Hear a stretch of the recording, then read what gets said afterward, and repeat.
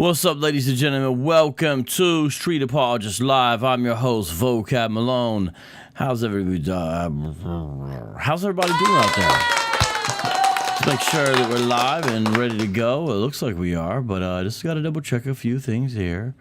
All right. Today is August 29th, and it's a Monday, and it's about 1:43, and we are going to be talking about LDS history. Some of you may prefer or go by Mormon history. The Mormons themselves prefer LDS, as in Latter-day Saints, sometimes even just simply shortened Saints. I know it's not our normal topic, but I'm here in Phoenix, Arizona. I'm in Arizona, and Mormons are relevant and important, although today we're not talking about Mormons in Phoenix, Arizona. We're going to be talking about Mormons in Missouri, especially, mainly, primarily. And the way this kind of originated was I took a trip to my hometown, Columbus, Ohio, right? And along the way there, I stopped in Independence, Missouri. I've been to Independence before, and I stopped there this time to do some sort of theological tourism. And I knew that there was a lot of sects, S-E-C-T-S, of LDS variety that were there, and I learned a lot, and I want to share some of that with you. Now, if you're interested in this topic broader, we recently did this show, Introducing Christianity Mormons, with Eric Johnson of Mormonism Research Ministry, MRM.org. Check that stuff out. This book is brand new. I encourage you to get it. Very helpful, very straightforward. You definitely want to get that. And, Mormon history is quite complex, so I'm not going to claim to be the expert and know everything about it, but I believe I have a little something to say, and that I can teach y'all, and I think that'll be helpful today. And so when you come on in, will you please hit that like button? Hit that like button. That'll be fantastic if you could hit that like button. And also, if you could please give a super chat. A super chat. That's the sound you'll hear when there's a super chat, the transforming sound. And so that's what's up with that. Now, I'm going to share some pictures today. Of actually me being there, and it's pretty, I think they're pretty cool pictures, personally. Hopefully you guys agree. We'll find out. And I would like to see if you guys would be giving super chats and becoming channel members and Patreons as well. That's what I'm hoping. Okay, now let me see here. I gotta look at a couple things here, and we're gonna start. Just hold on. All right. So what was going on here is hold on just a second. I'm making sure I got everything lined up here. Okay. Yeah. First, let's read an article by Bill McKeever, an associate here of Eric Johnson's, and this is an article that is helpful, and I want to start this off to explain the context of what's going on. You will learn something today, because this is a lesser-known topic, and our theme here is a show where we serve the underserved and look into the overlooked. So let's take a look here. The Missouri... Hey, that's the wrong thing. The Missouri debacle of the 1830s. That's what it says. Missouri article.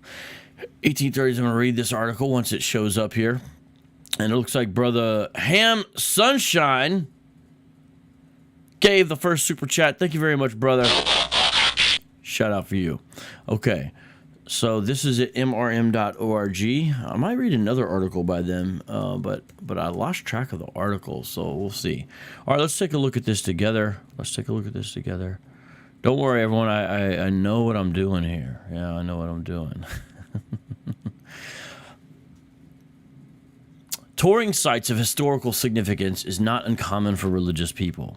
For centuries, professing Christians have journeyed to the Holy Land to see for themselves the very streets where Jesus walked. Muslims strive to make a pilgrimage to Mecca, the city made famous by Islam's founder Muhammad. Mormons, too, have their special places. Many Mormons tour sites in Central America, believing they are visiting the land once inhabited by the people mentioned in the Book of Mormon. By the way, I actually have a whole book on that. I actually have more than one book on it, but let me just show you one that's on the desk here.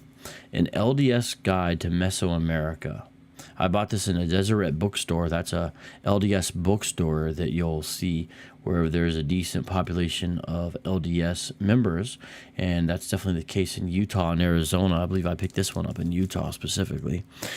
Daniel Johnson, Jared Cooper, and Derek Gasser. So Bill McKeever knows what he's talking about, and of course he's there in Utah as well. So shout out to that brother. And keep on going here.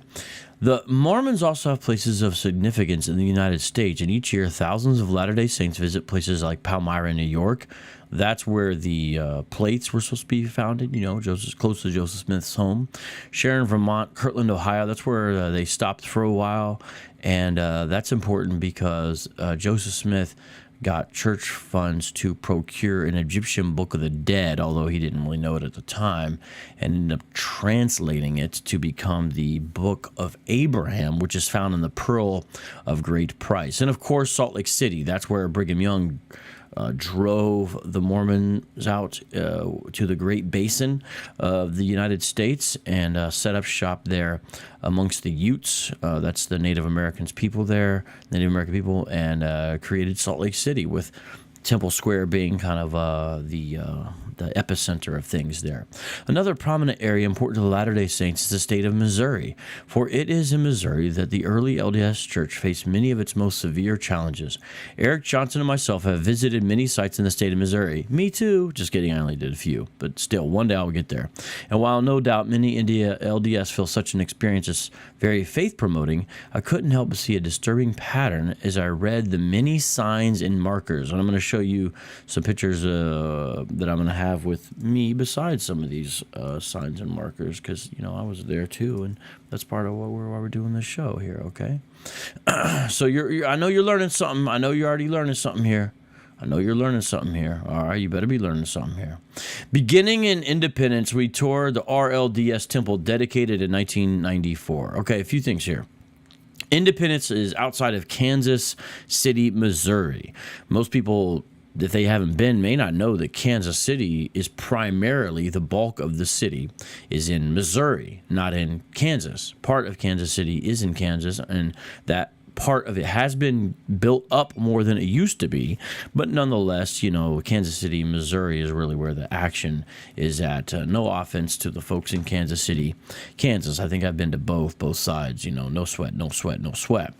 RLDS, now they're not called the RLDS anymore. They are now called the Community of Christ. But there's not a whole lot of apologetic resources that there are, but here's one, the RLDS Church Christian. This is a little booklet pamphlet I got when I was witnessing to a guy that I met in college who was Mormon, but I didn't realize that he actually was not part of the Salt Lake City body. He was part of, it was still actually called RLDS at that time. He was part of the RLDS. By the way, this book is by a former member named Carol Hansen, Hansen, and you're going to see this. I'm going to have a picture beside this structure. Now it's called the Community of Christ, though, but that's where I first learned about it. And that friend, Dave is his name, he actually gave me the RLDS, Community of Christ Book of Mormon, which is a little bit different than ones you might get from the missionaries, as well as their D&C, Doctrine and Covenants. And they're ones who are not as ashamed of this, the Joseph Smith translation, new translation of the Bible. A lot of people don't know that Joseph Smith added to the Bible, and I'm not joking about that, especially in the end of Genesis. And this is his translation, and he said was complete, but a lot of Mormons don't use it. So that's that. And what happens is they believe that after the death of Joseph Smith, which Mormons will refer to as his martyrdom, he was murdered unjustly by a lynch mob in a jail in Carthage. That is true. But at the same time, it's weird to call it a martyrdom because he went out blazing, like Wild Bill. But they believe that after his death, the church had become disorganized. And so they started something called as it was put back together again, the Reorganized Church of Jesus Christ of Latter-day Saints. And now they just go by the Community of Christ, no longer RLDS. They are the second largest body. I believe they have 250,000 members. It's 250,000 members. Last I checked on this, the other ones are much smaller. And some say that the Mormon sects equal only about 2% of LDS type adherents. Now, I don't know because those stats came from Salt Lake City branch, sometimes called the Brighamites. Brigamites, so they could be skewered because it's in their interest to show their numbers as part of their rightness in a sense. And I have noticed they exaggerate, because you'll hear people with a more sober view of the LDS church refer to the numbers as being around 12 million currently. But if you hear most LDS apologists talk about it these days, they'll say 17 million. So there's some kind of disconnect there. All right, so continuing on here. The group was formed in 1860 and followed the leadership of Joseph Smith's eldest son, Joseph Smith III. And that's a big deal. The RLDS for a long time claimed to be the real branch. And one reason is they had blood leadership by somebody who was related to Joseph Smith up until I think the 40s. And the thing is that Joseph Smith had so many women and so many kids, it's actually not that difficult as you might think to be related to him. So you can probably find some guy who's related to him who's qualified, you know. But that was never a claim the Brigamites in Salt Lake City made, nor most of the other groups, but they did. But now they don't even have that going for them. And they're really progressive. They've completely liberalized. No, FLDS, hold on. Brother Walsh. Walsh. No. The FLDS are not the Reformed group. Today, actually, and I know it's the most, for lack of a better word, salacious out of everything. Most people might know about the FLDS because there's been movies, you know, Warren Jeffs, the polygamy. It's quite sensational. I'm actually not really going to be talking about them too much today because they're really later. I'm focusing more on the Missouri groups here, and the FLDS are not under discussion. The FLDS and the RLDS, now known as the COC, are radically different. One is totally progressive, liberal, part of the World Council of Churches, down with the UN, all that kind of stuff, and that would not describe the FLDS, even sans Warren Jeffs, who is in prison and will remain there until his life expires. The building was completed by the largest splinter group of Latter-day Saints known as the Reorganized Church of Jesus Christ of Latter-day Saints. Hey, shout out to Jay Wills for the super chat. Thank you very much, brother. I appreciate you guys' support. You know, I can't do it without y'all. Shout out to Stormbringer, and I'm glad you've been digging the boom boom rooms. Shout out to that. Do I got any sound effects for that? I don't know if I have any sound effects for that. I don't think I have any sound effects for that, so my bad. I got a little match sound. That's all I got. Okay. Boom, boom, room lighting thing, whatever. All right, here we go. Today, the church has a membership of less than 250,000. Our tour guide made it very clear that this building was not at all like the ones owned by the LDS church headquartered in Utah because it is open to the public. He even encouraged us to take as many pictures as we wanted. Having heard several rumors about the changes in RLDS theology, we asked several questions about the distinctive doctrines of the RLDS faith. Like the Mormons, our guide insisted he was a Christian, but when Eric asked what a person needed to do to be saved, he remarked that such an answer was too complicated for the time allowed. Too complicated? And again, the Eric under referral is this man, Eric Johnson, great apologist in this area, and so is Bill. We then walked across the street to the lot Joseph Smith dedicated for a temple in 1832. So please remember this article that I'm reading, because I'm going to show you pictures of me being in all these places. Okay, I'm going to actually show you pictures. Hey, shout out to Carm, Nate, we got the best mods in the business. D-New, shout out to y'all. And Brooklyn's in the house as well. What's up, Gerard? No, not Ray's Boom Boom Room, although I do know what you're referring to from the movie Life. We then walked across the street to the lot Joseph Smith dedicated for a temple in 1832. So the Mormons themselves were in independence for a while. Understand this. This prophecy can be found in D&C 84. If you're referring to it shorthand, you won't say Doctrine and Covenants, you'll just say D&C. And again, there's an example of D&C. Sometimes it'll be grouped together with the Book of Mormon, and then they'll also have the Pearl of Great Price, and if you do that together, they call it the quad. But I have them all separate. I actually don't have a quad. I've never actually owned a quad. I've always wanted to own a quad. Okay, continue on here. Today, the lot is empty except for a white building on the northeast corner owned by an LDS splinter group that chose to return to the original name of the Church of Christ. Okay, so this is where I spent most of my time when I just visited with Church of Christ folks. Now, it's going to get a little confusing because there's a Protestant body called Church of Christ. They're the ones who stereotypically no instruments, long hair, maybe some braids, no makeup, long dresses, the rock beat is evil type of folks, baptismal regeneration, we're the true church kind of thing. That's Church of Christ. This Church of Christ, not to be confused with the Community of Christ, which is the renamed RLDS, is sometimes called the Temple Lot Mormons. And you're going to find out why here in a second. All right, so here we go. Angel, I'm not going to be able to get to questions today. So I see your question. I respect that. I appreciate that. You have to probably wait for a smoke room. We're not really doing questions like that today. But shout out to you. Thank you for asking. I do respect that, but I don't want to get off here. This is really about LDS history today. Today, the lot is empty. You could play football out there. I mean, I saw it, you know what I mean? Except for a white building on the northeast corner owned by an LDS splinter group that chose to return to the original name of the Church of Christ, led by Granville Hedrick. So sometimes this group is called the Hedrickites. In 1863, these followers of Joseph Smith claim they are not a faction, but a remnant of the Church of 1830, bearing the same name, teaching the same doctrine, believing the same truths, practicing the same virtues, holding the same revelations as originally given, and enjoying the same spirit. That's from one of their publications, Divergent Paths of the Restoration. And I actually myself picked up a whole bunch of books by the Church of Christ themselves. For example, here's one written by one of their apostles, Apostle Donald E. McIndo, Evidences of the Book of Mormon. So this is, these are kind of pamphlets, booklets, but I spent like $40 there. This is printed in July of 2002, and it only was a run of 1,000 copies. So you can see by that, we're dealing with smaller religious groups here. We are dealing with smaller bodies. But let me tell you something. There's a trend occurring, according to my understanding, talking to some people who are in the know on this matter, where more and more Mormons are moving into Missouri. Now, they were already there. Okay, you should have picked that up by now. But now more and more are moving back into Missouri.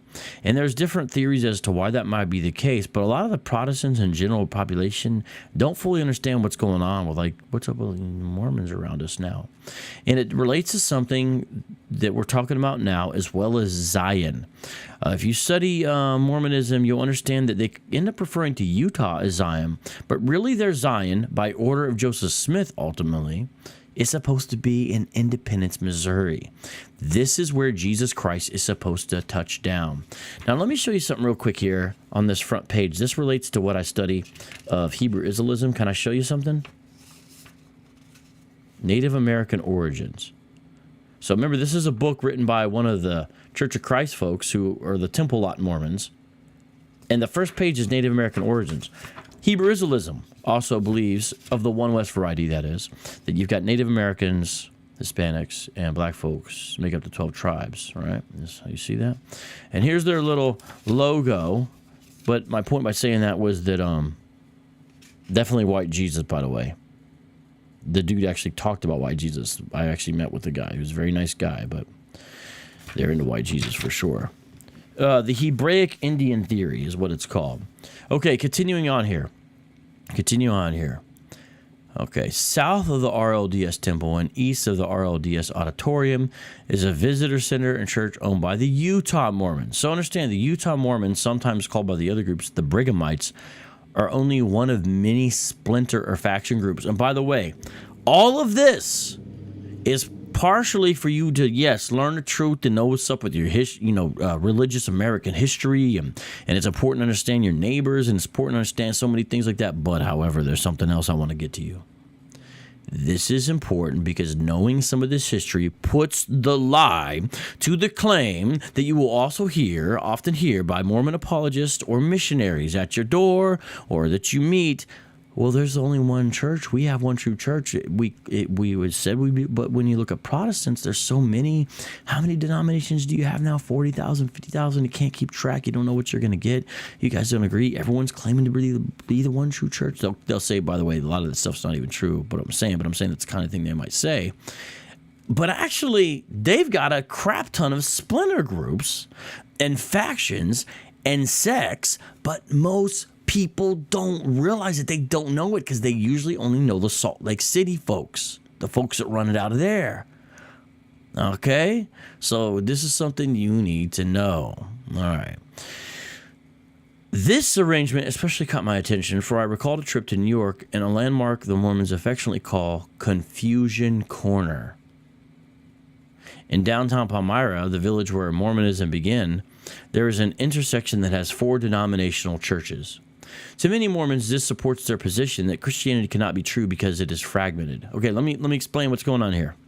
Listen to what I'm saying. Everyone, please listen. I am teaching my Protestant brothers and sisters stuff I know most of you don't know. Now, if Aaron Shafawaloff is in the live chat, excuse me, because this is all old hat to him. He's the master teacher. Eric Johnson, Mo McKeever, Sandra. I'm not talking about those folks, okay? I'm talking about the average, whatever. So please pay attention. Joseph Smith is originally coming out of Palmyra, New York, okay? It was kind of frontier at the time, okay? That's where he is. He says there was these revivals popping off, whatever, and he don't know which church to join, so he goes to the woods as a boy and says, who do I join? And then, basically God and Jesus apparently come to him and say, don't join any of them, for all their creeds are an abomination and their professors corrupt, right? Don't join any of them. And as evidence to this kind of fragmented Protestantism, the Mormons have a slur, really. They call it Confusion Corner. Because there in little old Palmyra, there's a landmark, and it's got 4 different churches, 4 different denominations. And they're like, see, none of those are right. We're the one true church, duh. But the Mormons have their own. We will call it the Corner of Confusion. The Corner of Confusion is in Independence, Missouri, where you don't just have the 3 I'm talking about. You've got more than that and more than that. So many that the man I was speaking to, Church of Christ, he knew about all the history, ins and outs. He gave me a tour of the visitor center. He was a really nice guy. He didn't even know. He was like dozens. He didn't even know how many there were. He knew there was a Utah. He knew there was a Community of Christ. He knew it was their thing. He knew it was the remnant. And he knew there was more. However, how many Mormons notice a similar arrangement in Independence?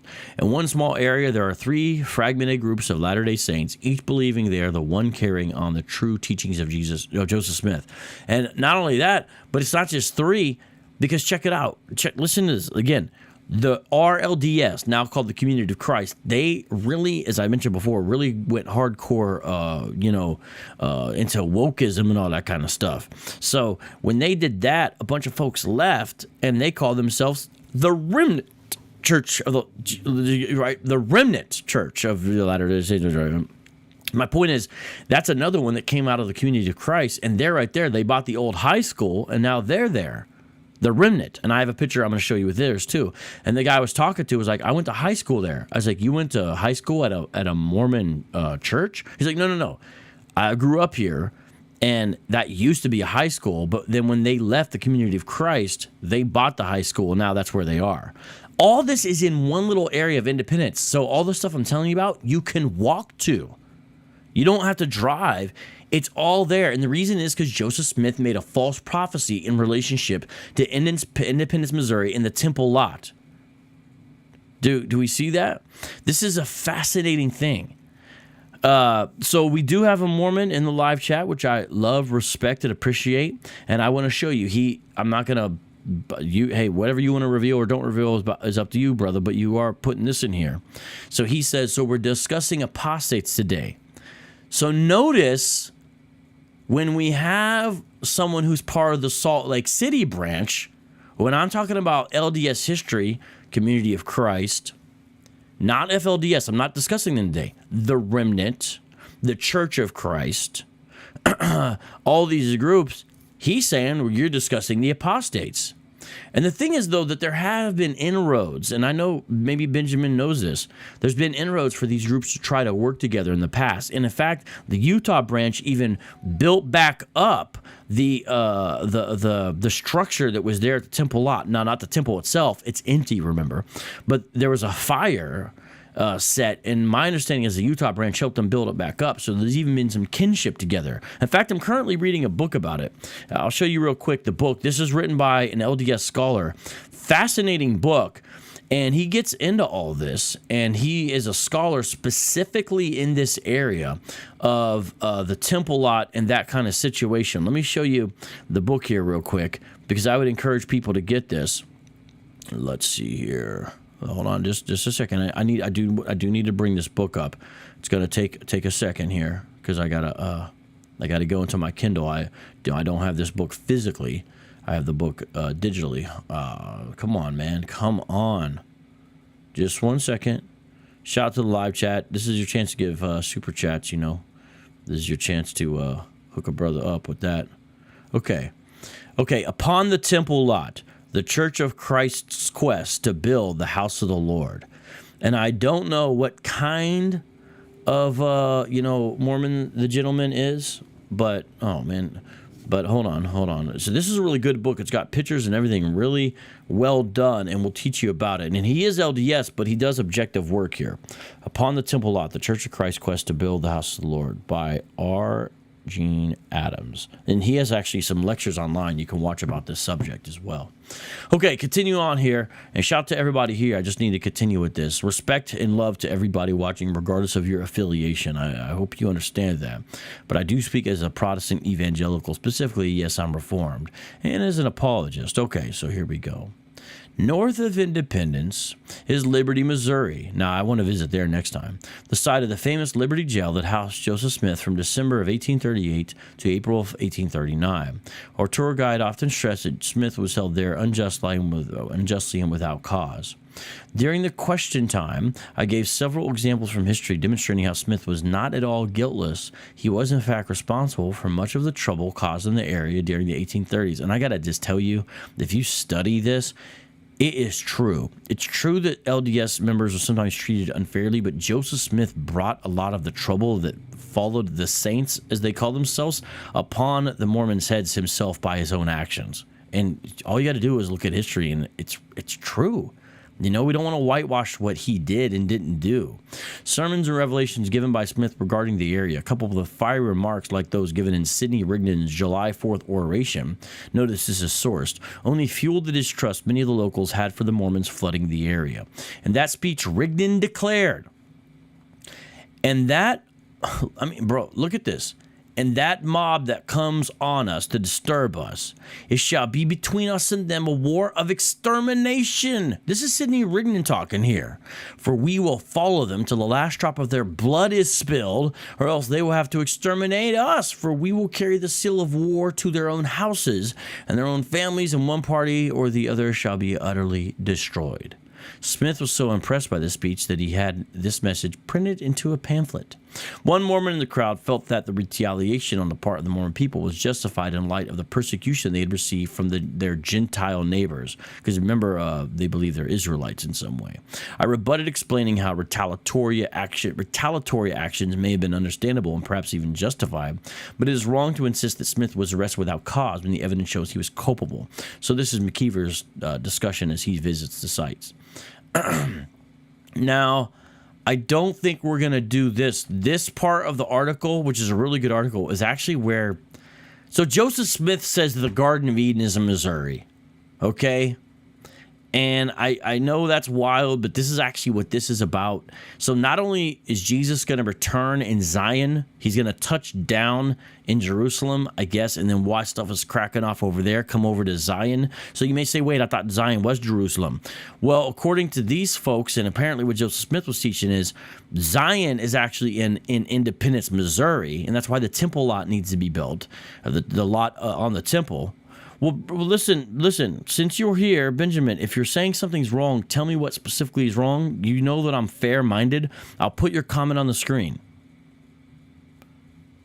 Okay, so Benjamin, I hear what you're saying. He's saying Christ will touch down on the Mount of Olives. Okay. Now, let me explain this. Yes, he is right. Christ will touch down on the Mount of Olives. That's correct. But here is what the Church of Christ teaches. The Church of Christ are the Temple Lot Mormons. I'm not saying that the Utah branch teaches this. I don't know what they teach specifically about this exact thing. I'm going to say, but I do know Joseph Smith predicted Jesus would come back into Missouri. He did predict that the lot would be built there and that's where it would be. So here's what it is. I spent almost 2 hours with the Church of Christ folks, and I've read up on them since then. He specifically went out of his way to differentiate a biblical understanding of the Mount of Olives outside of Jerusalem and Zion. And so what he said, and this is standard fare for the Church of Christ, which is the ones who have the temple lot, is that Jesus will touch down in Jerusalem, and while things are happening over there, then we'll come to Zion in Missouri, specifically on the ground him and I were standing on and talking at that moment. That's what he believed, because he believes that's what Joseph Smith taught. So, Benjamin, I see what you're saying, but have you ever met any Church of Christ members? And I don't mean Church of Christ Protestants, I'm talking about Church of Christ, the Temple Lot Mormons. So I am putting Benjamin's comments on the screen because I understand. I know he's a faithful LDS member, and you guys can read his commentary. But I want everyone to understand that. And look, they have pamphlets about it. Zion and the Temple of the Lord, written in 1974 by Apostle William Sheldon.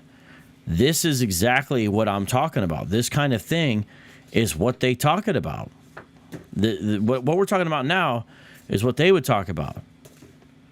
And because of that, now I actually agree with them. I'm not a rapture guy, so I don't believe in the rapture. But because of that, they're against stuff like the rapture modern fable. I also don't hold to the rapture, by the way. You guys, most of you know that. And so this is from the Temple Lot Mormons themselves. I got many items there from them. This is a copy of the Temple Lot deed itself. I actually have an extra copy of this if you want one, Benjamin, when we see each other. So do you see what I'm saying? This is, let me see here. There's some other stuff in here that I want to show you guys. I got a whole pile. Historical facts concerning the Temple Lot. Have I read every single page? No, of course not. I'm not saying that, but I have read a good amount of this stuff, and plan on reading more. And this is what they believe. So look, this is helpful. A synopsis of the Church of Christ beliefs and practices as compared to other Latter-day Saint churches. So this is one of the groups we're talking about, and the Temple Lot Mormons. I don't want to go through all these right now, but some of them have very fascinating titles, like The Last Maya King and the Liberation of Jerusalem, historical events connected with the coming of the gospel to the Yucatan. Okay, now continuing on here. Let me continue on. I'm not gonna... I got you. It's okay, Benjamin. No sweat, brother. No sweat. No sweat, man. It's all good. No sweat at all. So I'm not going to get into the fact that Joseph Smith did teach that the Garden of Eden is in Missouri, but that's what this part is about right here. All right, that's what that part is about. But there's another article. Where is it? Hold on. Let's see. Let me see. Let me try to... I might get into this. I might not have time. Again, the Mormonism Research website is great. Yeah. See, he's got some great stuff here. They got some great stuff. So here's a whole article: Splinter Group, Church of Christ, Hedrikites, Temple Lot. This is such a good article about them that really breaks it down and explains about it. I don't have time to get into this right now. I might revisit this issue if this is something you guys are interested in, or perhaps at the show if we go through everything really quickly. But I don't know about that. But let me just show you a key difference between the Church of Christ folks. They believe Joseph Smith is the founder of the restored church, the Church of Christ, but they believe he's a fallen prophet. So they do believe in the Book of Mormon, but they believe that when he started getting the polygamy revelations, that it shows he was fallen. And so David Whitmer, who was a close associate of Smith before he, was no longer that, he has a book called An Address to All Believers in Christ, and they actually use that, David Whitmer's book there, to show, remember that's a contemporary of Smith, to show that he was indeed a fallen prophet. So they don't, when I asked the guy about that, I said, but you still accept his other revelations? And they said, yeah. And I was like, well, what do you mean? Explain that. And he's like, well, power corrupts and absolute power corrupts absolutely. So the idea was Joseph Smith was doing it right, but then, he fell. That's what he believes. So let me show you some of this is their articles of faith contained in this article here. I know I said I wasn't going to get into this, but let me just show you a few things real quick here that help you understand. Now, I know we're talking about different sects. I've mentioned several, but I'm going to mainly focus on this. Number 6, we believe in the literal second coming and the literal reign of Jesus Christ, resurrection of the dead, eternal judgment, and the will be rewarded, punished according to good or evil they may have done. And they believe this will take place in Independence, Missouri. Now, that's Johnson's commentary, but that is what they think, where the temple lot, is located. Because they have this temple lot that they own, but they haven't been able to raise the money in like 100 years. You know what I mean? To be able to actually build the temple that Joseph Smith prophesied would happen. And the thing is, he did predict it was going to happen within a generation. He did. But it didn't. So what happens is now there's discussions about, well, what's a generation? Because they stretch it out to about 100 years. They stretch it out to about 100 years. Here we go. Look at Article 23 of the Church of Christ. We believe a temple will be built in this generation. Now, they have to be interpreted differently because it was obviously not within Joseph Smith's generation. So what does that mean in this generation? They're using the verbiage he gave, but honestly, it shows he's a false prophet. What did he mean by a temple was not built? The empty temple lot that you could play a game of flag football on, that's how big and spacious and just green grass it is. That empty temple lot is evidence of his false prophecies. It's evident that he's a false prophet because of, there's nothing there within his generation. This was in 1831 that he laid down the cornerstone. I don't think there's any easy way out of this. If I was a Mormon apologist, this would be, there's a lot of tough questions, but this would be I don't see an honest way around it, honestly. And I'm not trying to be mean or rude, but you got to understand the way stuff like this looks, wherein Christ will reveal himself and endow servants whom he chooses with the power to preach the gospel in all the world, every kindred, tongue, people. The problem is got to know. So it's a 2-acre lot, and it's undisputed. It's undisputed that that's where Joseph Smith dedicated it for the future temple. The Church of Christ purchased it in 1867. So a lot happened. Like they planted trees there, and then all this stuff happened where people bought it, and then the church went back and rebought it from the 8 or so families who had moved in. And by 1867, they got this, okay? Because they're like, wait, that's supposed to be Zion. There's supposed to be a temple there. Normal people are just living there. What's up with that?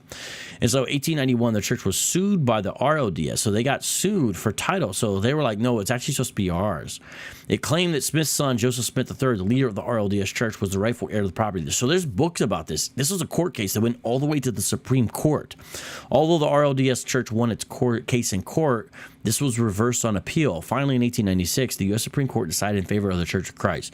Although the RLDS and the Church of Christ have attempted several times to merge, the physical property itself has probably caused the two groups more disagreement, and thus the two churches are not able to come together. Later, the RLDS decided to build its own temple across the street in 1994. In 1920, and I'm going to show you a picture of that, by the way. In 1929, there was a groundbreaking ceremony for a temple that was led by Otto Fetting, but when Fetting, who claimed he was receiving messages from John the Baptist, so if your church is founded upon these divine revelations and reorganized churches and all this, it's difficult to know where that should stop, right? And this is what's happening with him, followers people who believe the Book of Mormon is true. This is what's going on. Revealed what he said was the 12th message that criticized the church's leaders. He was kicked out of the church and the temple building stopped. So there's another thing called the Church of Christ with the Elijah message, and he actually talked about them. So I know it's a little confusing. So there's the Church of Christ, then there's the Church of Christ with the Elijah message. Do you understand? So they broke off from the temple lot, folks. So they also believe these additional revelations, and they have 12,000 members. They have 12,000 members. They may be bigger than the Church of Christ, folks, because I think they got like 7,500. It's pretty fascinating, right? Yeah, 7,000 or so. Okay, now, is everyone following what I'm saying? I know it's a lot. I really do know it's a lot. But I want to show you some pictures now. Let me look and see what you guys are saying. Here, I'm going to look to the live chat real quick. See what y'all are saying.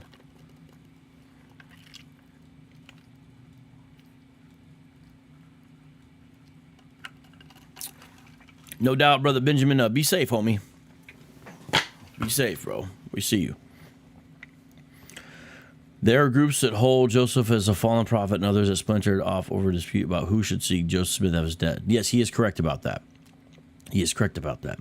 Let me tell you, I think this is important enough, and let me put this up here, interested in this enough, that if there was a member from any of these groups who would want to come on this program and talk, I would have them on. Even just simply an LDS historian of any variety who would want to share about this, I think it's interesting enough that I would let that happen. You know, if somebody was down for something like that, you know? But, yeah. Okay. So, can I do picture time now? Scene change. I'm going to pull my pictures up here. I got them all, and some are videos, okay? And I'm going to show you what's what.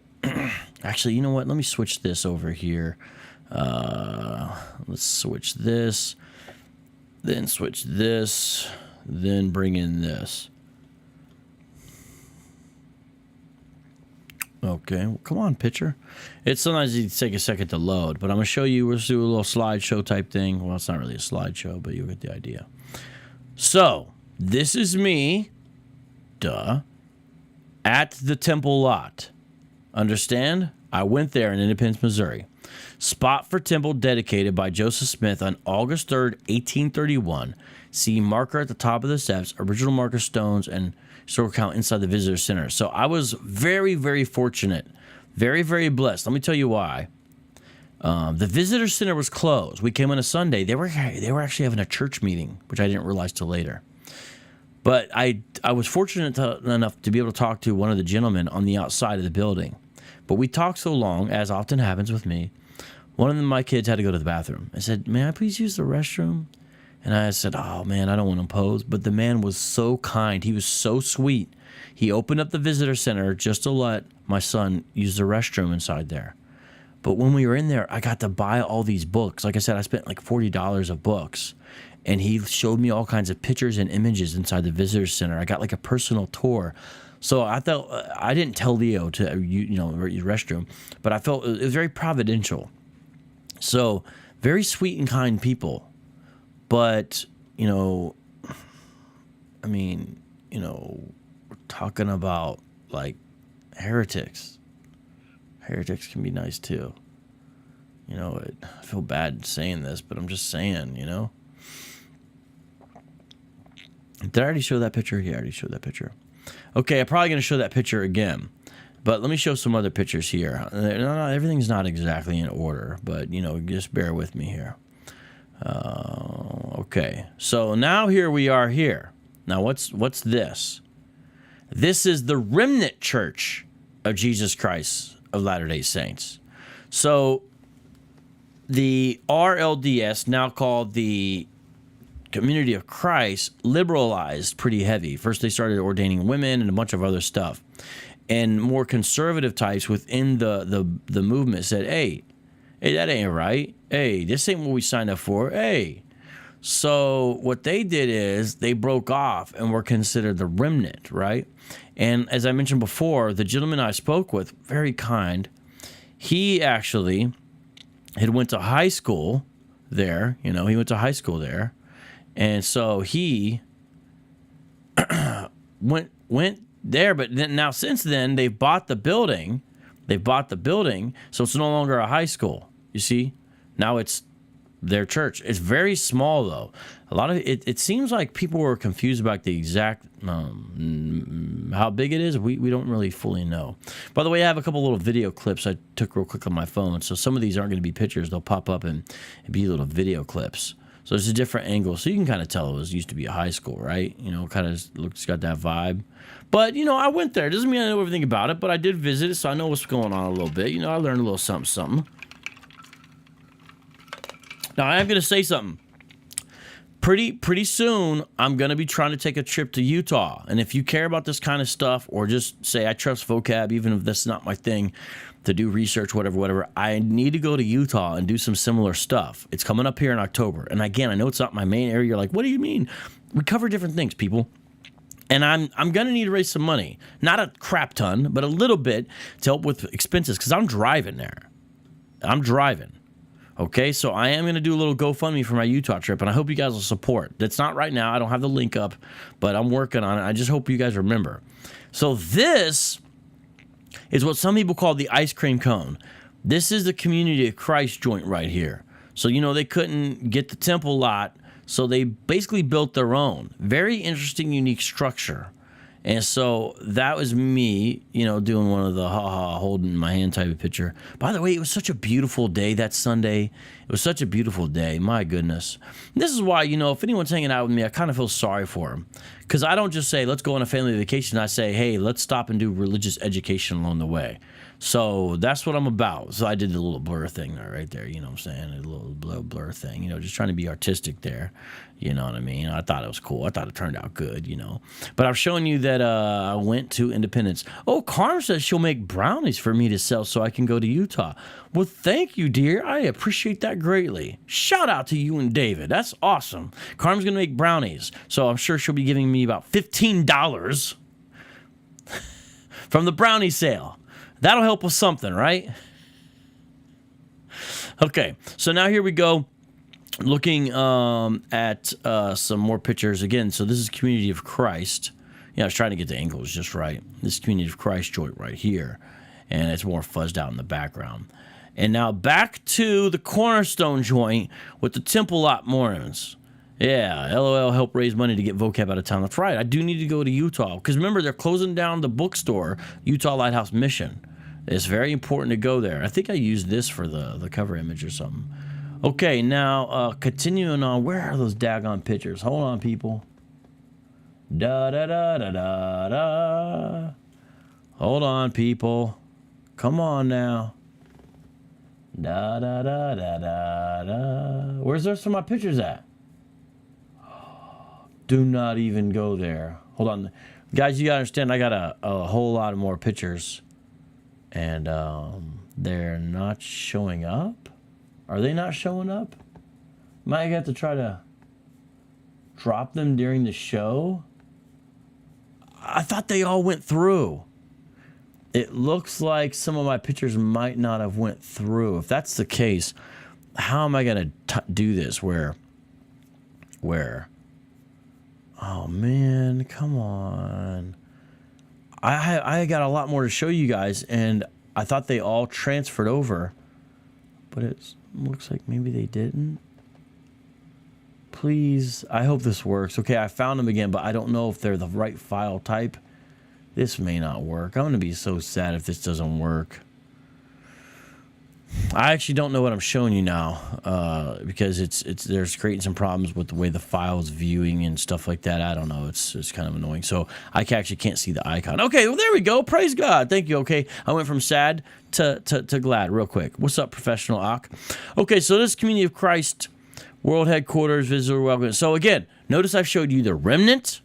I've showed you the Community of Christ now in front of you, and I've showed you the Church of Christ Temple Lot. I actually didn't even show you the pictures of the Salt Lake City branch. Remember, the Salt Lake City group is there as well. So the Salt Lake City are the Utah Mormons, which most people know, sometimes called the Brighamites by others who don't believe Brigham led them properly. But I'm not even showing those. So I'm showing, you know, like 3 groups, but I could also be showing you 4, indeed, right? I guess these are different variations of the same picture. My poor kids, they were so sad. Like, they were like, wait, we're on vacation and we're stopping here? You know, it's like, what? They didn't want to do that. I kind of felt bad for them, but it's like, hey, man, I'm doing the driving. I need a break anyway. It's a beautiful Sunday, you know, and just enjoy it. And it's cool. The guy was nice, and they got water, and it all worked out. But people be complaining. I do kind of feel sorry for anyone rolling with me, though. You know, they're not all into this. If you're not into this, you can be upset, you know, but then don't come along, you know, anyways. Hey, by the way, hit the like button on this program, and be sure to comment in the live chat. And I would like it if you tell people about this and you subscribe to this channel and hit that bell so you get all the notifications. And then, you know, sometimes just pop by, even if it's real quick when you do get the bell, even if it's like real quick. Okay, here I'm going to show you a little movie, okay? Here we go. Little something, little movie. Independence, Missouri. There's the visitor center for the Remnant Church of Jesus Christ of Latter-day Saints. That's a small Mormon offshoot, and right over there, that sign, that's for the Community of Christ, formerly known as the RLDS. So You got all these Mormon groups right beside each other. It's crazy. Independence, Missouri. There's the visitor center for the. Let me show you my next video. Missouri. This is the Stone Church, the first branch of the reorganized Church of Jesus Christ of Latter-day Saints at Independence, were organized in 1873. Joseph Smith III, on April 6, 1888, laid the cornerstone of this cut sandstone building. For years, the pulpit, the presence of the church. Look at this, really cool looking. So this used to be known as the RLDS. A break off, depending on who gets to define it, from the Salt Lake Mormons. That is their temple. Yeah, see? So I was right there. I ain't lying. By the way, shout out to Carm. She says that she will come, and we're going to have a whole road trip posse, and I'm going to lead a tour across the United States, teaching everyone about all religions that have ever existed. I'm just kidding. I don't have that ability, but I appreciate the enthusiasm. Yes, this, brother, Ham Sunshine, that's what I'm saying. This is the corner of confusion. Mike B., this is not Brigham Young University. I'm not sure if I see you dropping in the chat that this is not Brigham Young University. This is not even in Utah. Do you love my camera work? Isn't it beautiful? From the Salt Lake Mormons. That is their temple. I mean, there's Mormon history all over Independence, Missouri. Look at this. Just right here. Independence, Missouri. Everything I showed you, by the way, those are basically all just Mormon buildings, you know? All right, so then I went over to where the RODS had a bunch of stuff, historical site.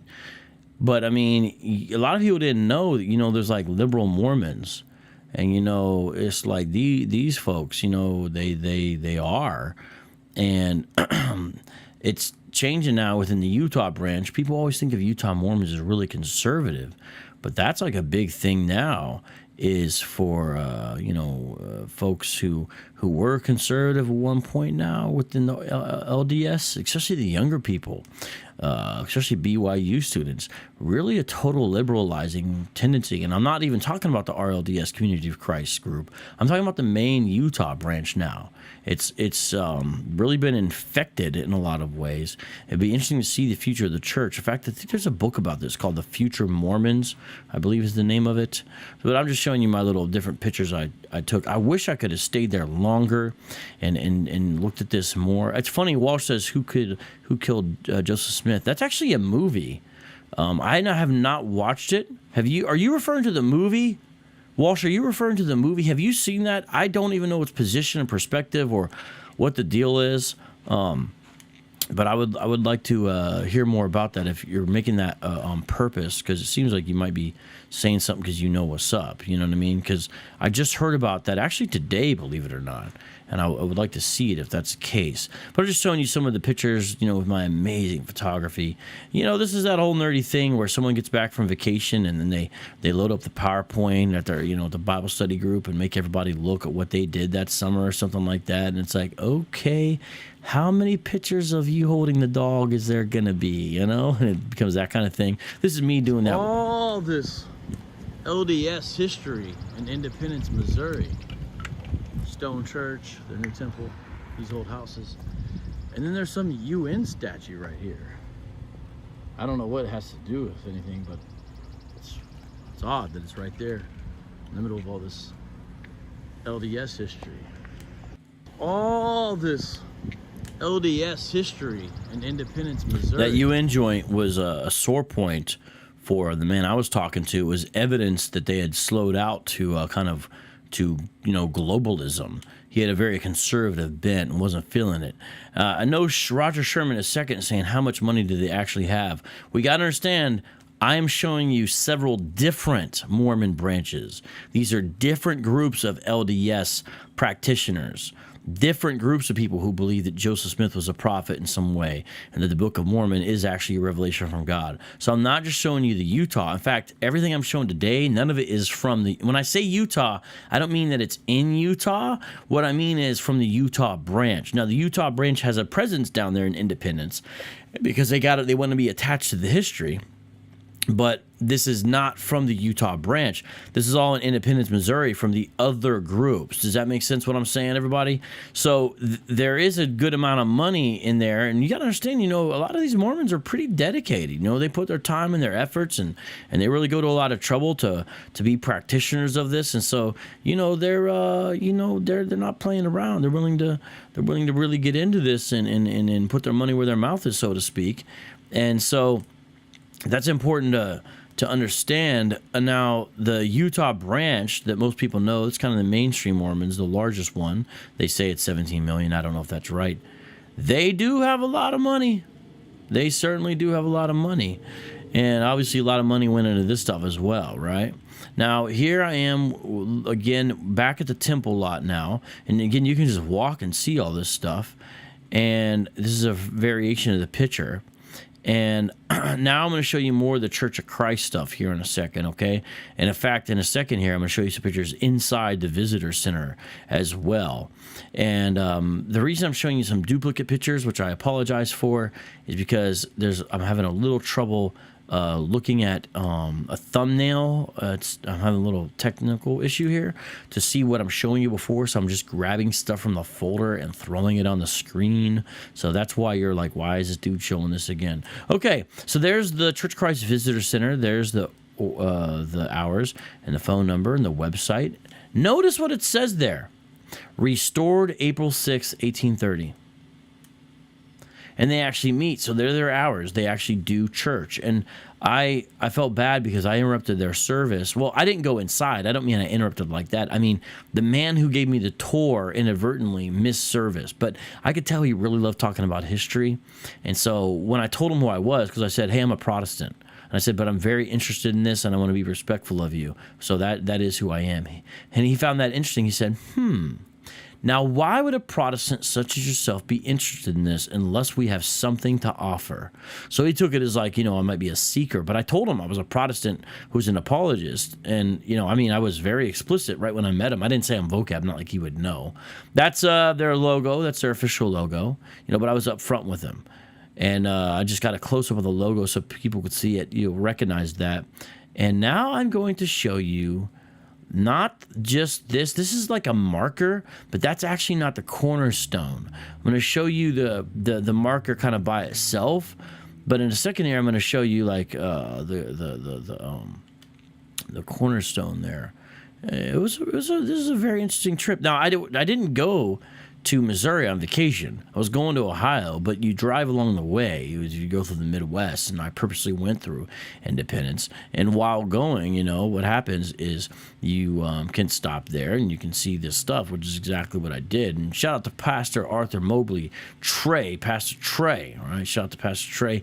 I actually spoke at his church, and that was in Kansas City. And I told him, hey, I'm gonna speak here. Let's hang out, get some barbecue, and after that, I need to go over to Independence to look at this stuff. And if I would have had more time, I would have also went to Liberty, but I was feeling like I really needed to make it to the next destination, which of course was St. Louis, to see G-Con, because I needed to make sure that me and G-Con got to get it in a little bit, because we knew we weren't going to have that much time together, and I did. So shout out to G-Con, that's the man as well. That's the homie right there. So this is the spot. This is the spot, everyone, where the actual cornerstone was found. So that one thing I showed you just now was just a marker. You see what I'm saying? But this is a marker dedicated where that's also not the cornerstone. This is not the cornerstone itself, but this is the spot in the temple lot where it's found. Now, why am I bringing that up?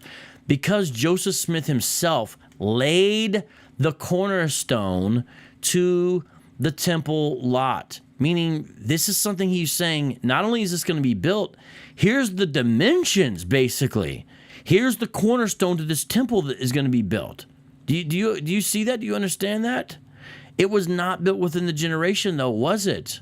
It was not. And now you have Mormons still who own the spot that's important, that basically they think Jesus is going to come touch back down on there because they think it's Zion. And what it is, look, check this out. Check this out. You can actually go to all four corners, right? So there's the southwest corner. What southwest corner of what? It's just an empty. This is supposed to be the southwest corner of the temple lot. Do you guys see? Now, we don't know if he himself laid all of the little the corners to every part of the building, but the main cornerstone he did. Very beautiful, right? Isn't it pretty? So that's, a sign I took a little picture of. I was having fun that day taking the pictures. It was really pretty. It's just a beautiful day, and I live in Phoenix. I don't get to see clouds, honestly, that much, so the blue and white was just a beautiful thing that I enjoyed. So there's the northwest corner. So we're not saying that we know he dropped all these little spot markers. In fact, this is what the one you're going to see in a second here. It's like a old school, like a stone, like scribbling, like scrawling on it, like real handmade. That's the actual one we know he did. Now, there's two of them that they recovered, apparently, I guess. The cornerstone and then that other joint. And one of them they believe he wrote on himself. The other one, they're not as certain if he wrote on himself, but Joseph Smith wrote on himself. So this is very personal to him. And that's why this area in Independence, Missouri is very important to the Mormons, okay? Because of all the history attached there, as they were going on their track, which ended up being in Utah. But it really seems you got to get the impression that Joseph Smith, who taught that the Garden of Eden was in Missouri and that the temple was going to be built there, that there would be the same place Jesus would literally come back. It was like the spot of the second coming. You got to understand, Independence, Missouri is very important to him. And it does show false prophecy because the temple is never built. It was not built. It's still an empty lot. Are you seeing how it's just green grass, everybody? There is no temple there. But he said it had to be done within the generation, but it wasn't done within the generation. So isn't that significant? Doesn't that count for something? Doesn't that matter? What do we do with that? Now, I do have some more pictures I'm going to show you. I believe these are when I stepped inside the visitor center. And this is what you're going to see, me being inside the visitor center now. Okay, so stepping out of the grass into the visitor center, so you can tell it's through the glass, and there's my little Adidas. You see the gray and black, and this is an example of a dude saying why he transferred to the Church of Christ. So the Church of Christ picked up a lot of members from the RLDS back during this time for a few reasons, and it had to do, my understanding is they were trying to exhibit more control, and so they kind of prized this because some of the people who came over to the Church of Christ were like big time, and it swelled their ranks, but it also made the relationship between the Church of Christ and what was at the time called the RLDS strained, and so their relationship suffered as a result from that and other factors. Part of it was, they kind of was like saying, hey, we're not going to sell this to you no matter what, and everybody wants that. In fact, the Utah branch, I guess, has offered essentially what some have said, people who observe this, essentially what was a blank check. And one of the apostles, I believe he's passed since then, he said, we don't care if they offered us a stamp or $1 million, we're not selling it. And so, they're holding on to it, but they don't have the money or the membership or the power to actually build the temple on the temple lot. So it's just an empty lot. And here inside, they talk about the marker stone. And so you could read about this. You could pause it in the screen, as well as the cornerstone. They talk about that right there. So this is all very important to the temple lot Mormons. Although when I asked the guy, he said, I'm not a Mormon. So he actually didn't call himself that. They seem to prefer the term saints or something. That's it. That's supposed to be it. The actual stone that Joseph Smith wrote upon. They say that's it. That's the cornerstone. And that's supposed to be his handwriting. That's my understanding. Although there may be two, and now I'm confused which one is the one he definitely wrote on. Because the guy was saying maybe Rigdon or somebody wrote on the other one. Dang it. I think that's the one, actually. The other one was the one they're not sure about, and I think the handwriting is different. I believe that's it. Oops, my bad. That's it. That's the cornerstone. One of those two is the cornerstone. Now I forgot. Hey, it was the summer. It was a while ago. But here they are beside each other. So here, let me show you. Where would this stone have been? I'm going to show you. So these are the stones that Joseph Smith laid and probably wrote on. Yep. The actual stones, Yep. not the ones out there. He talks about it. Wow. I'll find the right. Well, man, I'm glad my son had to use the restroom. That's amazing. All right. Where would this stone have been? I'm going to show you. So these are the stones that Joseph Smith laid and probably wrote on. Yep. The actual stones, Yep. not the ones out there. He talks about it. Wow. I'll find the right. Well, man, I'm glad my son had to use the restroom. That's amazing. Now, I took video of that, and you can hear me talking to the guy. I don't show his face, and I'm not giving his name. And I'm not doing anything secret. You know, he saw me taking pictures and stuff. He was, like, cool because I was genuinely interested. And I came up to him right away and told him who I was, in the sense of I'm a Protestant. I care about this stuff. I'm going to understand it, you know, that kind of thing. And there it's there more. And see that? You see that?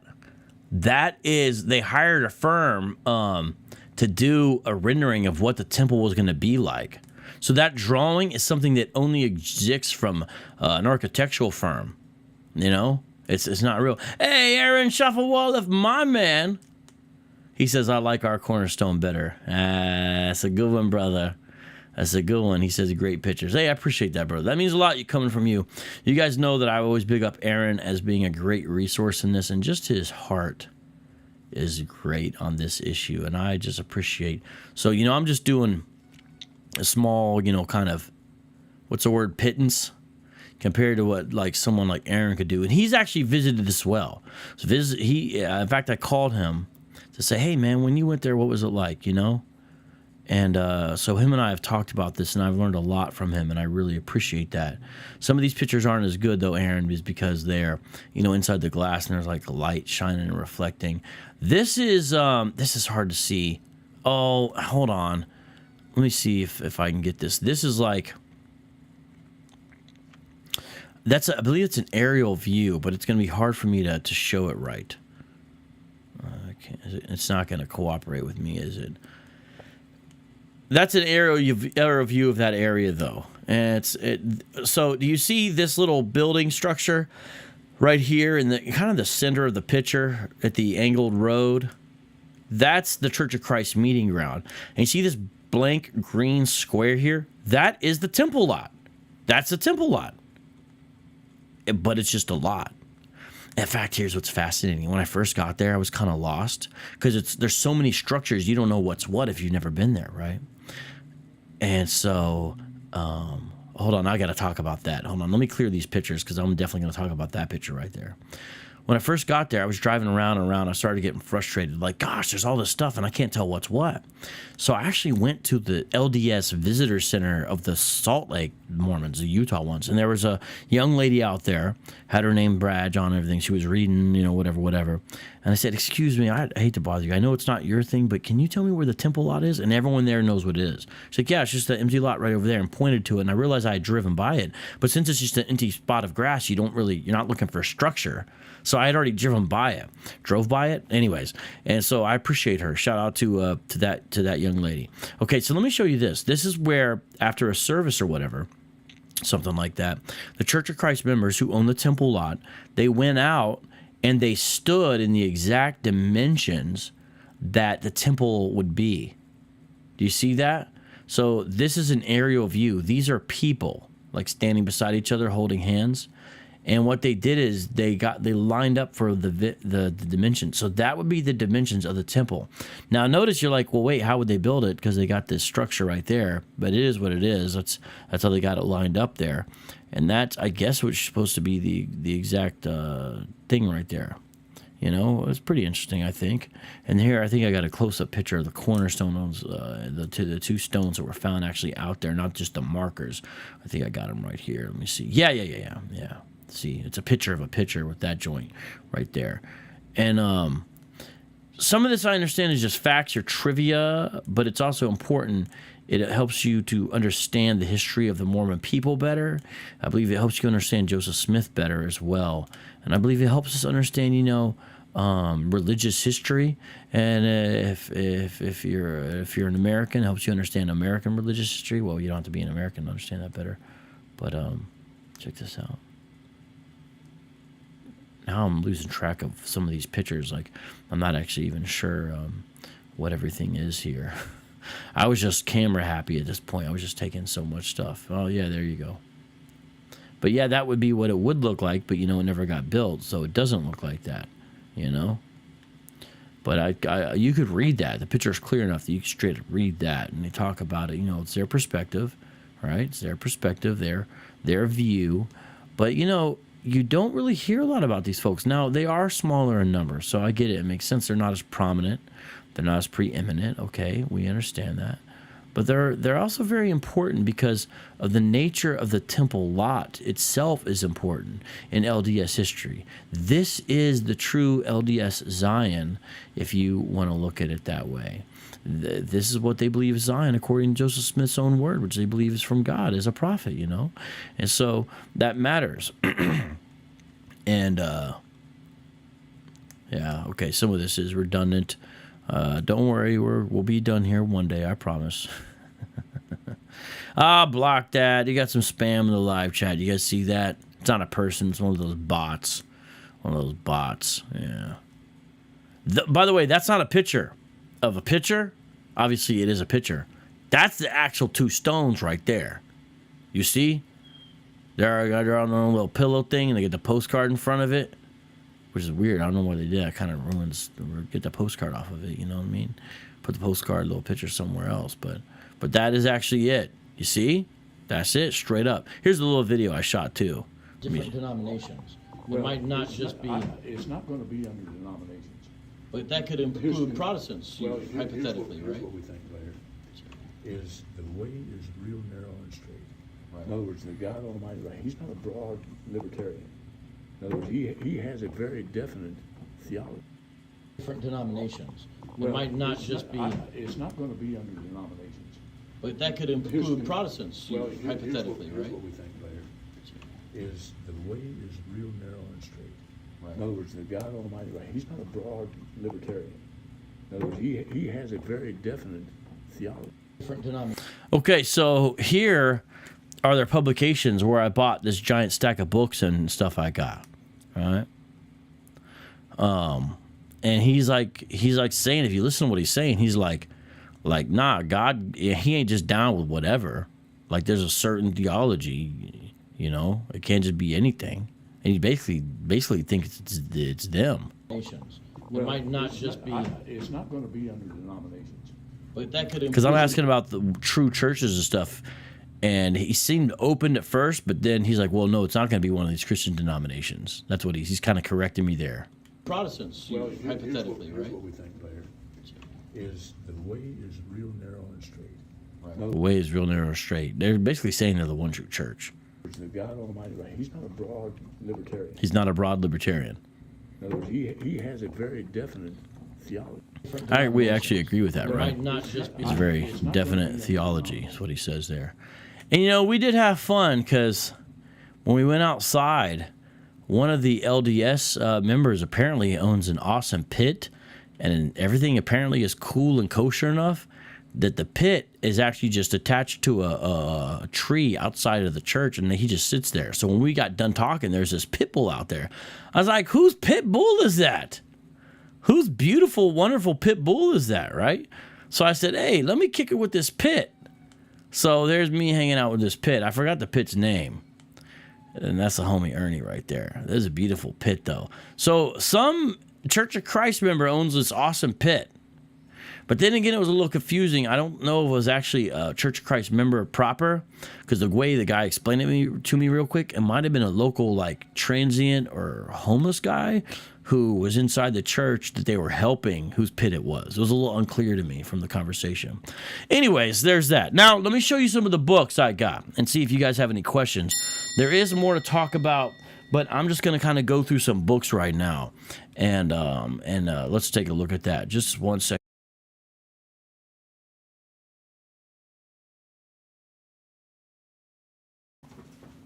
And I'm not going to read them all. I'm just going to kind of show you what I got so you get a flavor of what they're about.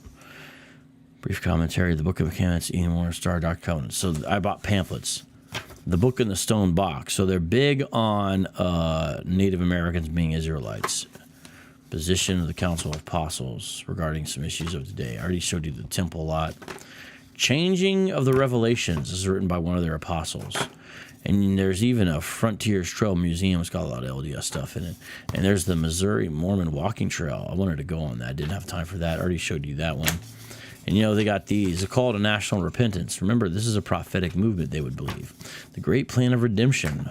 The Book of Commandments and its role in the history of the restoration of the Church of Christ.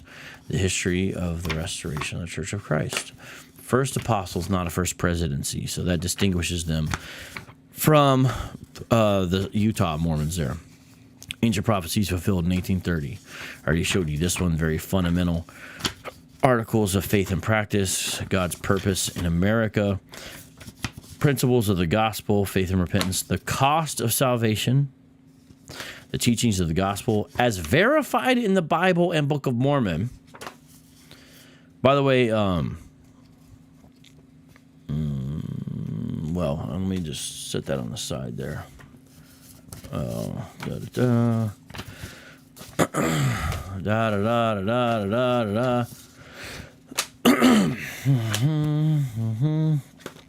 Okay, here's some of the thicker books. The Book of Commandments, Controversy Reviewed.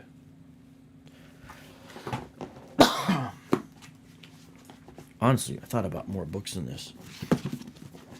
You know what else I got? Their own individual Book of Mormon. This Book of Mormon is printed by them, not by the Utah guys. Notice that?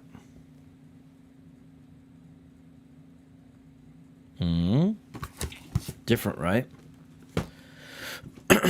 And a Book of Mormon Companion, witness to its validity. That's their Apologetics. An outline history of the Church of Christ. That's their own history according to them. So I got a bunch more stuff here. Thumbnail sketch of the Book of Mormon by Brian E. McIndoe and Marlene Orr. This is theirs as well. And yeah, I think I had some other stuff, but that's all I'm going to be able to show you today. So check it out. One last thing I want to show you if you want to be into this. If you want to get a good Christian book, this is actually written by some people involved with Midwestern Baptist Theological Seminary, where Aaron went. This is called Part Way to Utah, a look at the reorganized Church of Jesus Christ of Latter-day Saints, renamed in 2001 as Community of Christ. Oh, really? I didn't realize they got renamed in 2001. Well, so actually, then when I was talking to my friend, I was in college, he actually was telling me it was RLDS, but I guess he was using that name for whatever reason. They had already changed their name. I didn't realize that they renamed themselves in 2001, because that's not, I was in college after that when I was talking to him. So that's interesting. Okay, well, never mind about that part. Okay, so any questions? There's more to show you. I want to read you guys more articles, but we're going to have to just kind of stop there, because I know this is a different kind of program. I appreciate everybody for coming in. Seriously, you know what? You guys are awesome. I hope that you learned a little something today. Let me see here. Warrior Woman says, I'd like to hear more on LDS Mormonism. Still so much more to learn. I agree. That's why I'm dropping it. Cherokee Gypsy says, Native Americans are not Israelites, LOL. Wall says, one thing is for sure, though. Mormons are some of the nicest people you ever meet. We can learn something from them. I don't disagree. And, I'm glad you guys like my pictures. Wicked photo. Oh, good call, Warrior Woman. Definitely. Sub to Aaron's channel. Thank you for dropping it. Jesus, not Joseph on YouTube. No doubt about that. Yeah, that's what I said, right? Hey, I'm Vocab Malone, famous YouTube apologist. Give me a tour now. Na na na.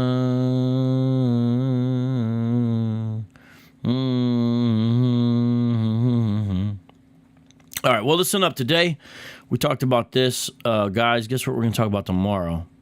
I'm going to have on Bree. And Bree is an ex-Hebrew Israelite. She was an IUIC. Nefertiti interviewed her. Now I'm going to interview her.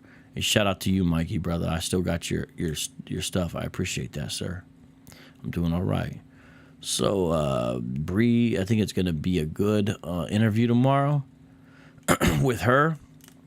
You know, we're going to talk about her experience at IUIC, you know, and I'm still working on the time with her, but I think you're going to, appreciate her perspective. And then Wednesday, I'm going to run a little commercial. And then Thursday, Street Apologist TV. Now, we shot 5 or 6 episodes. Thank you to Mikey for doing that. He was the man behind that. Now, we may not really have, well, I'm not saying we may. We don't have any more resources to do any more, but in all of September, these Street Apologist TV episodes are going to air, and it's the kind of thing that if you like, we could do a fundraiser for and do more. It's very different than this type of program. Not very different, but it's very different. You'll see what I'm saying when you check it out. So check it out, okay? I haven't put the link up for the Bree show yet, you know, so we'll see that. So that's what's up with that. Now, appreciate that, Walsh. So let us, yeah, type your question out. Time to repent, if you could. Hurry up, hurry up, hurry up, hurry up, hurry up. Because I got to jump off here. I got to jump off here. Maybe we should do a freestyle before I go, eh?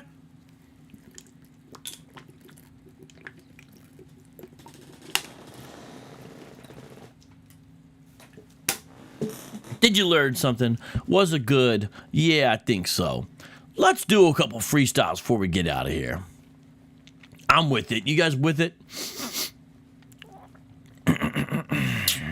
Let's do it. Ooh. Yeah. All right. Okay. The beat is dope. Vocab Malone. My style like soap. It's clean. Know what I mean? Don't be cursing. It's not obscene. Not obscene. I'm not no dean like Paula. Never a bowler. A scholar. In the making, the beat is dope.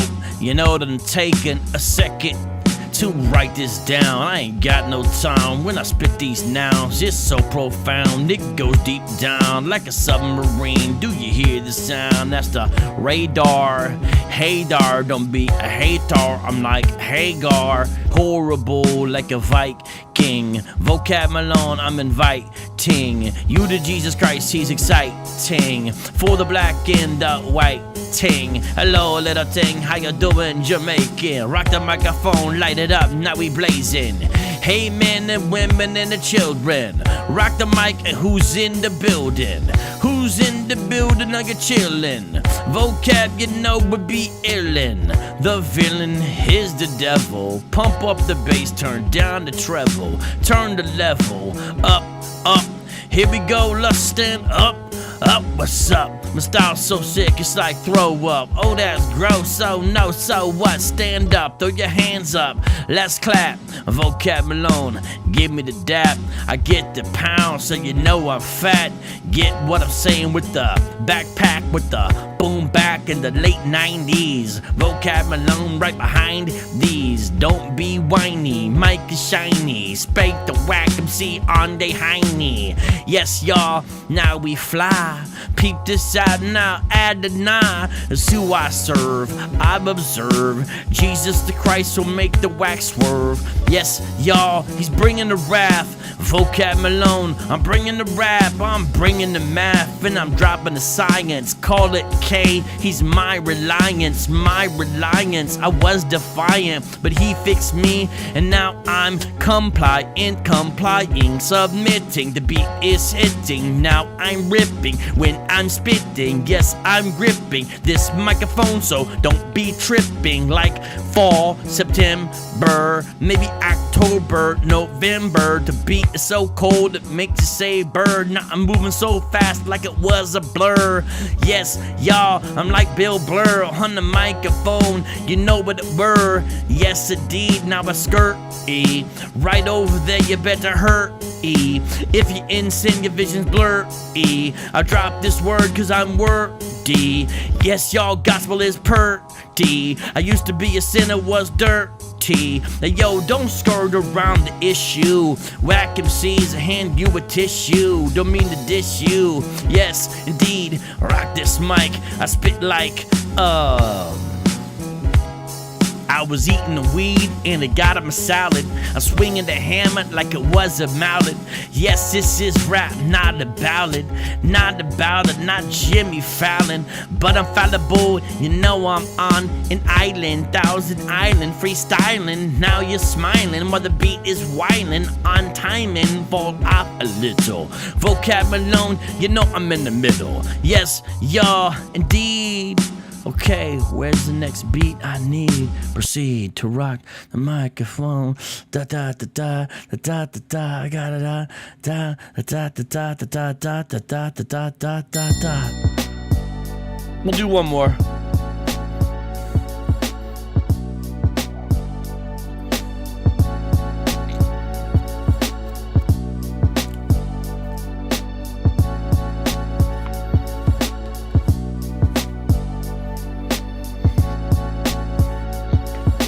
Grab the mic, I'm bringing the light.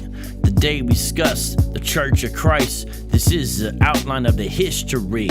A lot of persecution and misery. Peep this out now, I'm rocking the mic. But I'm discussing the Church of Christ. At least that's what they call themselves. But you gotta get saved or you're going to. Well, yes y'all, now I'm slamming. I got this book, it's a companion to the BOM. But I slay men, spiritually speaking upon the FM dial. With my freestyle, they was wild, they told a lie when they said the church was renewed. Here's a book, it's called Renewed in the title. Now it's vital for us to grab a Bible, grab the Blaze one. Grab the one translation, not the Joseph Smith new translation, cause that's fake, son. It's like a Haitian who's white with red hair that don't exist. I rock this mic, you know what I spit. Yes y'all, say yes, yes y'all. Here's one called Part Way to Utah about the RLDS. Deliver rhymes like UPS. I don't jest, I'm serious. Read about the COC curious Community of Christ, RLDS twice. Not as nice, peep this out. They had a device division. Now I'm living. They say that they're Christian, but they're Mormons, man. You got to listen. Not spitting, please don't be bored. Here's one about the temple of the Lord, or so they say. I got to read. Here's one about the temple I did. I bought these, didn't steal them, capture. You know they got one about the rapture. These my raps are no capsa. Here I come again. What's this one? This one is not Mormon. Oh, no, I'm not gonna say that. I was gonna say something messed up. I'm not gonna say it. But let me say this like this. Okay, I got this. Hold on. On false doctrine, I go to war on. This one's called Book of Mormon. Evidence, but there's no proof. This is the end, so I go poof. Turn your radio up. Whoa. Radio time. Whoa. You're now listening to Street Apologists. Street Apologists. Street Apologists.